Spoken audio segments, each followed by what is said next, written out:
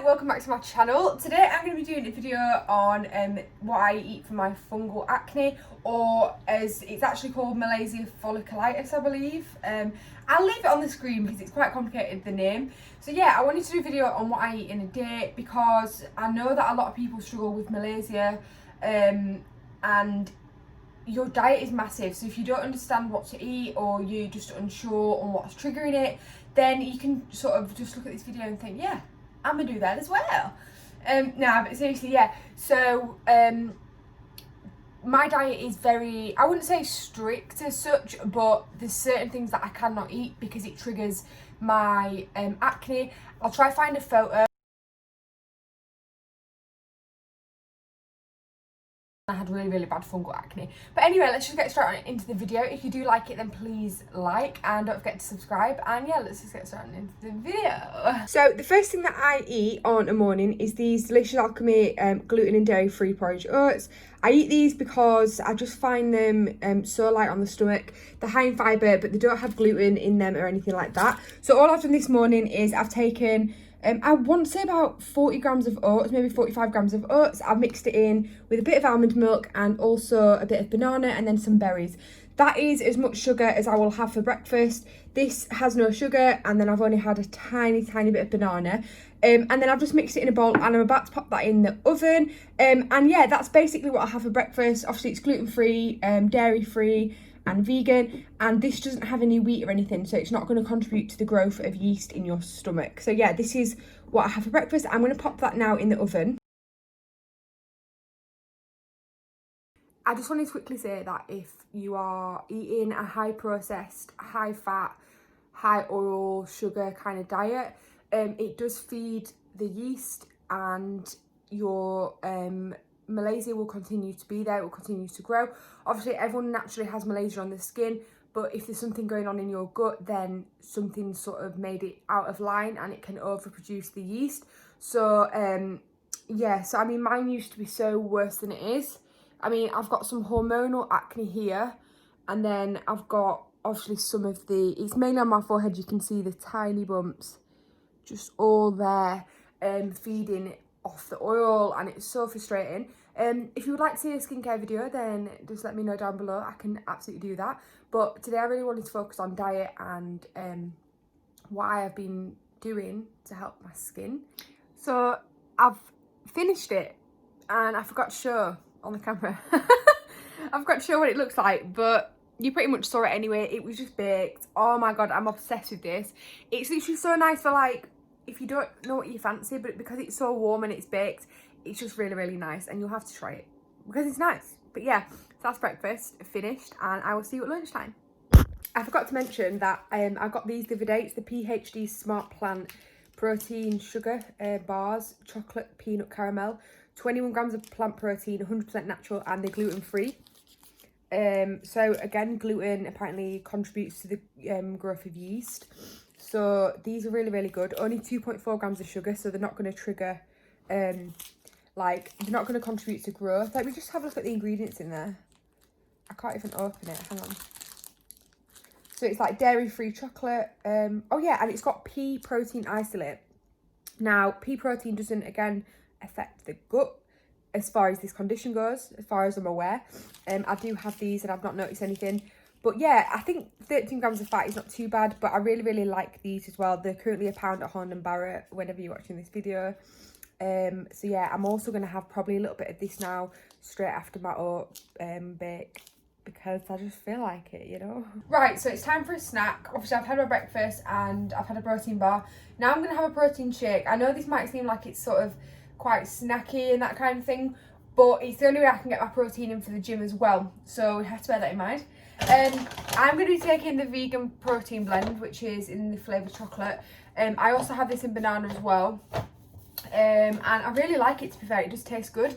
Again, it's the same as the protein bar. It's the pea protein isolate, so it doesn't apparently cause any more fungal, and I've not particularly noticed that it's like triggered my acne or anything like that, and I've been using it for around 4 months now. So I'm going to make some of that, and I'm going to mix it with a little bit of hazelnut milk as well. Normally I'd go for almond, but I don't know, at the moment I'm really liking hazelnut. So if you go to the gym like me and you try to build muscle, and be on a fungal diet as well, which is quite hard. A protein shake is a really good alternative, but research online does say that it doesn't trigger anymore. So I'm also going to add a little bit of goji berry, sunflower and pumpkin seeds. It's high in fibre, omega-3 and gluten-free as well. So it's really important that we get our nutrients in. So I'm going to take a little bit of this. I think this is just from Aldi. It was like, I don't know, £2 or something. So I'm taking a good portion of that. I need some energy today. I'm feeling a little bit, you can't even see it, but it's gone in there anyway. I'm feeling a little bit lack of energy today, so we're going to go with that. And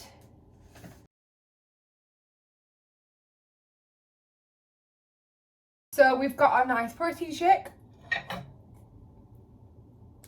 which is really nice and gets the nutrients in there from the linseed, and we get our protein in. So that's a snack, and I will obviously see you for my lunch. I forgot to mention, I also have maybe like, I don't know, 2 to 3 times a day, I have some pure green tea. This one is from Twinings, and I have mine decaffeinated because it triggers my stomach a little bit. So I do have this, the caffeine, so I'm going to have a little bit of that, and I recommend that like 2-3 times a day. It just sort of boosts your immune system, and it does cleanse out your system as well. It's good for your stomach. So yeah, I'm just going to have a little bit of green tea. We love to see it.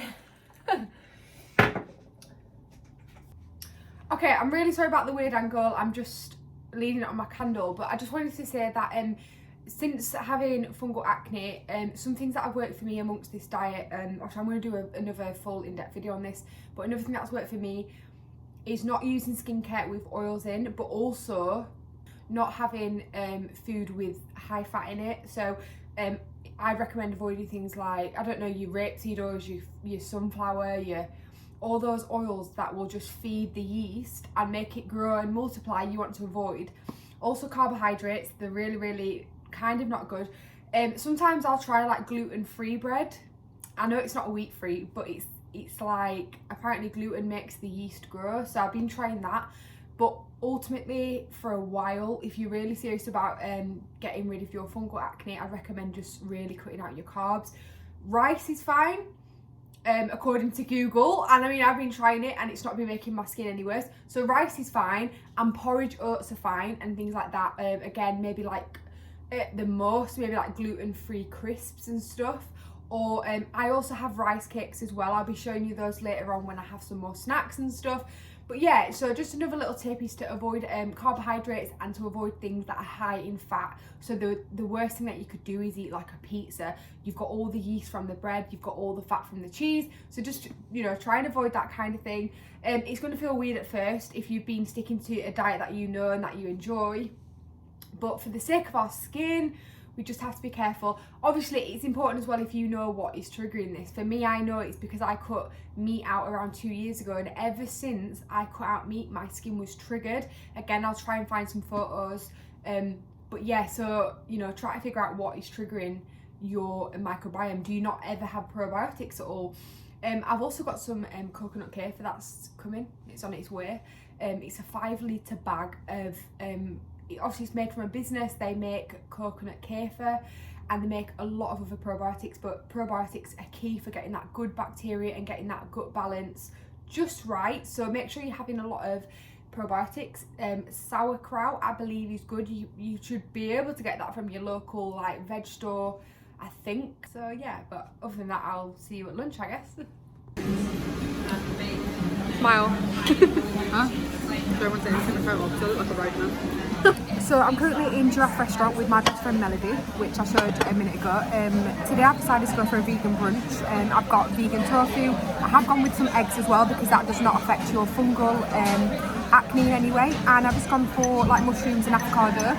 So yeah, I will see you for my dinner tonight, and there may be some snacks in between as well. So I've just been into my local Holland Barrett and I actually found some sauerkraut, which is meant to increase the probiotics in your stomach and sort of the good bacteria, so I'm really intrigued to try that as well.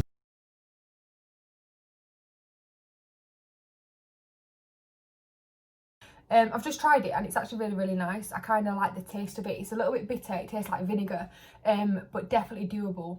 It lasts 3 days for its shelf life, so you can have like, I don't know, a third a day and just have it a few times a week. because my coconut kefir is not arrived yet, so I can't have that. Really liking it, to be fair. I've only tried it actually today. But first thoughts is that's definitely doable to increase the good bacteria in your stomach, and it's a probiotic as well. So I'd really, really recommend that. For $1.99, you literally cannot go wrong. So my best friend Melody is making me some jacket potatoes. Let's have a little look. Voila. There we go. So we're having jacket potato. What else are we having? We are having mixed beans, homemade slaw with some salad. Yes. I might have a bit of tuna. Yeah. Not sure. So Mel's going to go for a little bit of fish, a little bit of protein. Doesn't need protein. I'm not going to have anything that's high fat, high oil, sorry. We're just going to keep it all fungal friendly. Obviously, we don't want to encourage the fungal to grow. And I'll show you when it's made and how we're going to make the mixed beans as well. There we go. Mixed beans in a can. To be fair, I know this sounds processed, but... it's actually not. Do you know what? It's really convenient and easy. It's high in fibre, and these aren't bad at all.